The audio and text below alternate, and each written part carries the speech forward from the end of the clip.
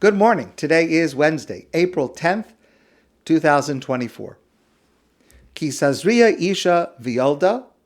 Our Torah portion begins when a woman becomes pregnant and gives birth. So during the time that the Beit HaMikdash was standing, the Holy Temple was standing in Jerusalem, that woman becomes Tum'ah, ritually impure for a certain number of days. And then after that time passes, she comes to the Beit HaMikdash and she offers a korban, she offers a sacrifice. It's very hard to understand.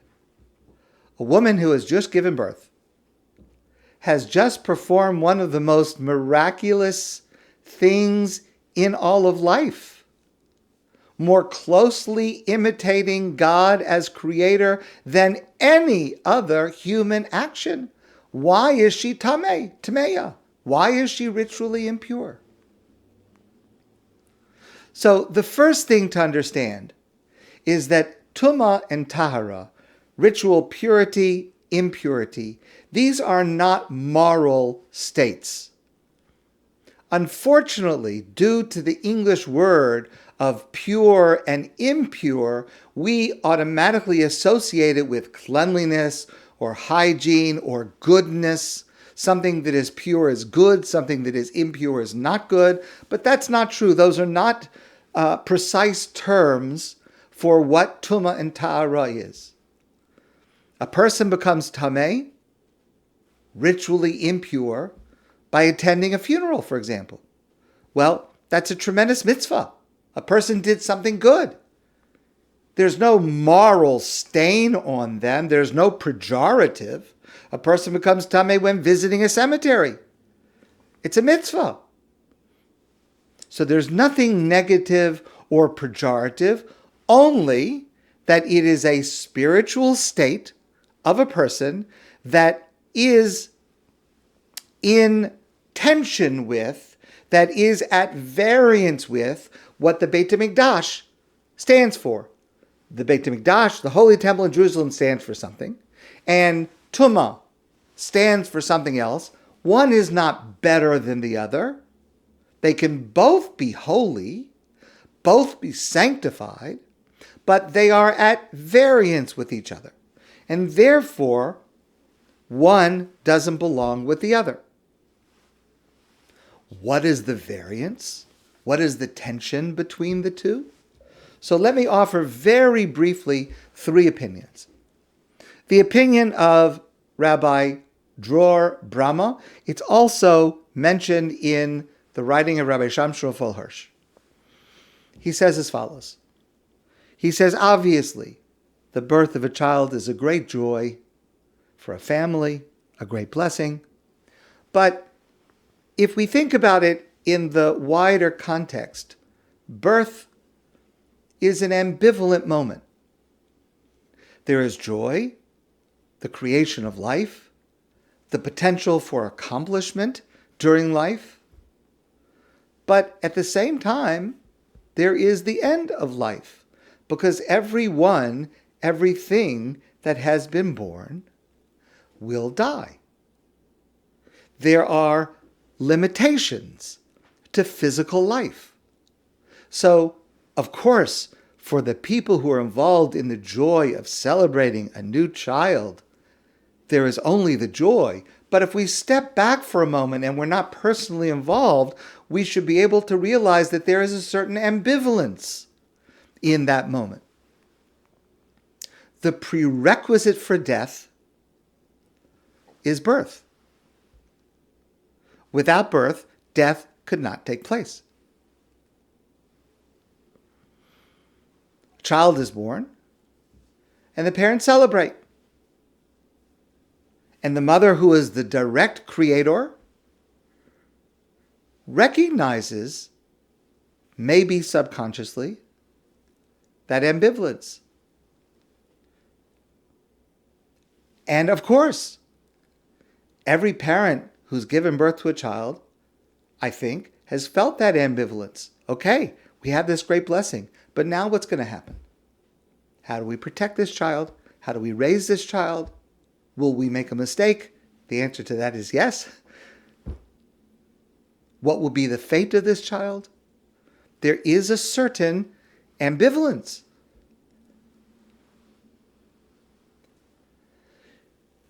And therefore, that state is the opposite of what is supposed to be in the Beit HaMikdash.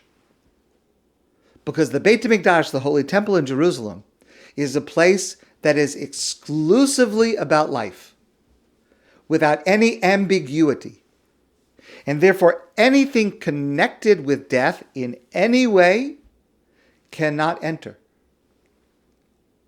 Since birth has both, there is a period of tahara, of purity, ritual purity, that reflects the joy of life, and there is also a period of tum'ah, ritual impurity, that reflects the reality of eventual death.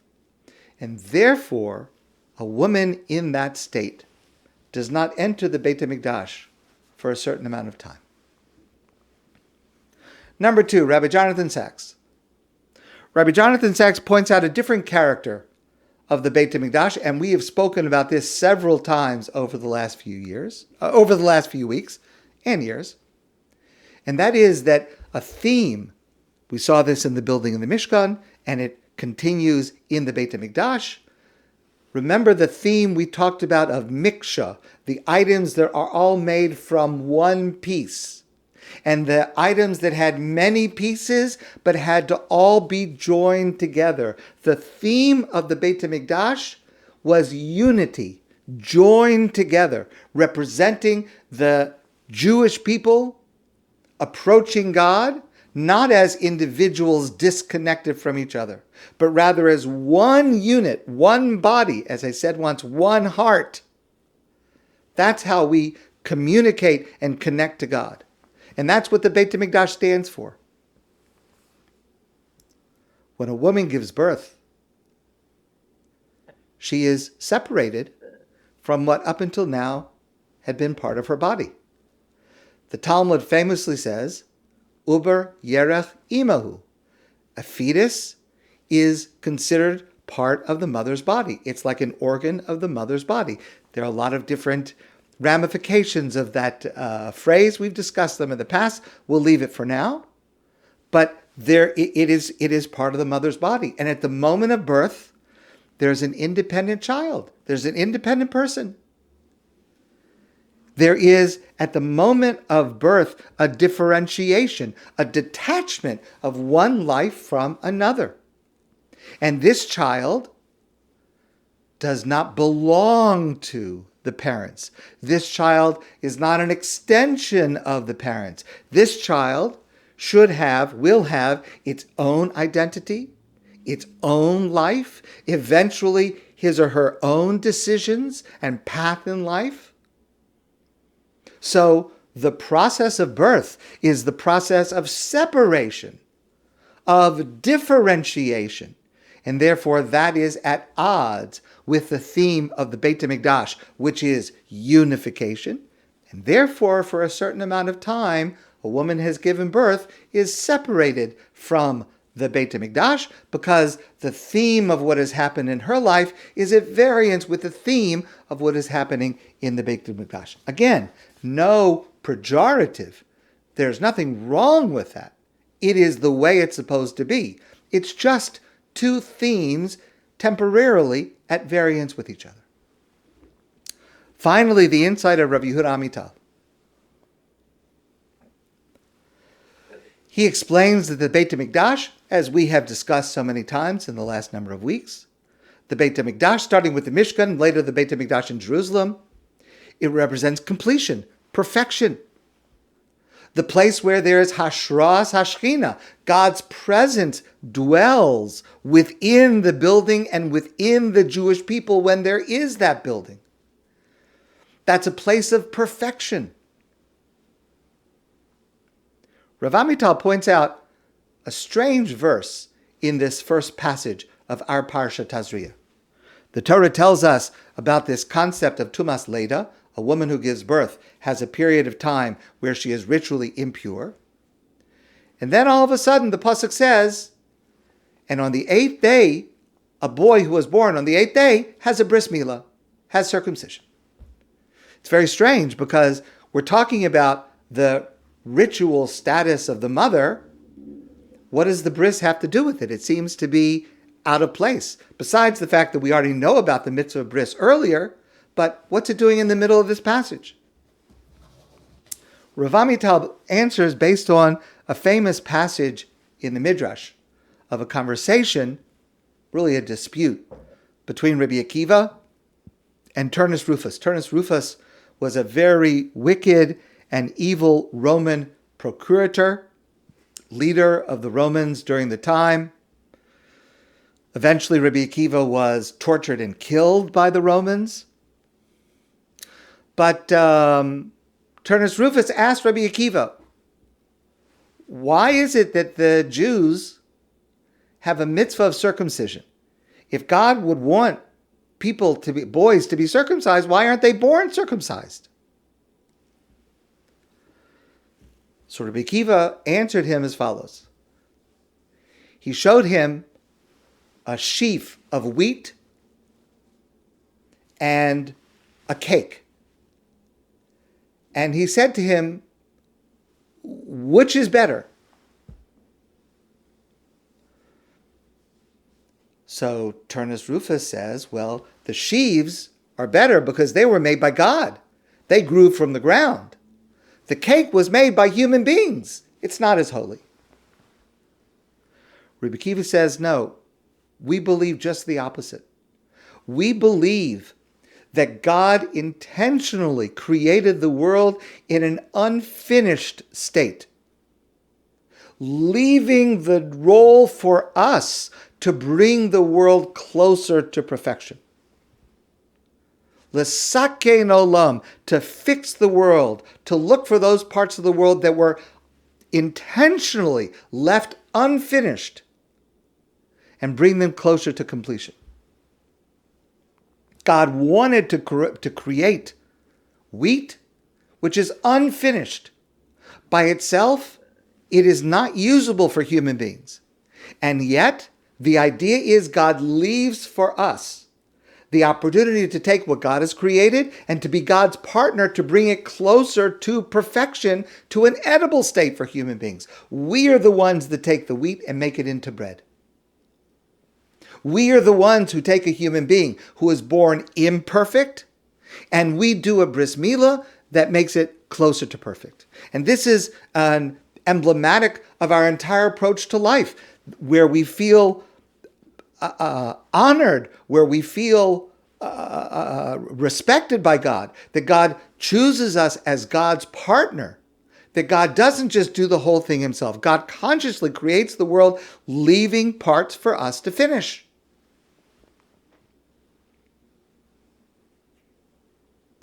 I've shared with you before, when we eat bread, we make a bracha.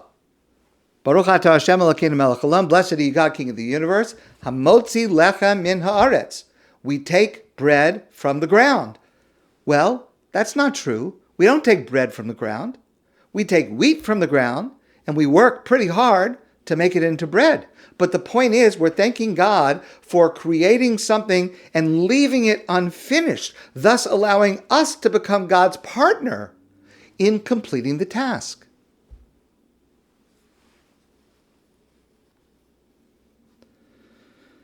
We do not believe that the world is perfect. We believe that we are meant to take the materials in the world and to bring them closer to perfection. And those imperfections in the world apply to every single one of us. A baby is born imperfect, boy and girl. And the child has to be raised, and the child has to be taught, and the child has to be refined.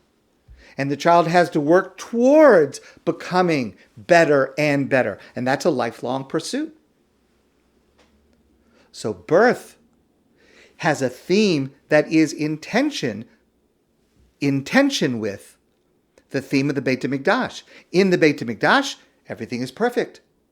Everything is holy. God's presence is resting there. Birth is imperfect. There's a long way to go. there's a lot of work to do. So those two themes are in tension with each other. And therefore, a woman who has given birth, as great and holy as that is, has not yet come to bring that child yet to closer to perfection. There's a certain amount of time in which she is in a state that is at odds with the theme of the Beit HaMikdash. The birth of a baby is the greatest joy, the greatest blessing in life. A woman who has given birth is closer to God than a man will ever be. The Tum'ah later that we learn about does not contradict this.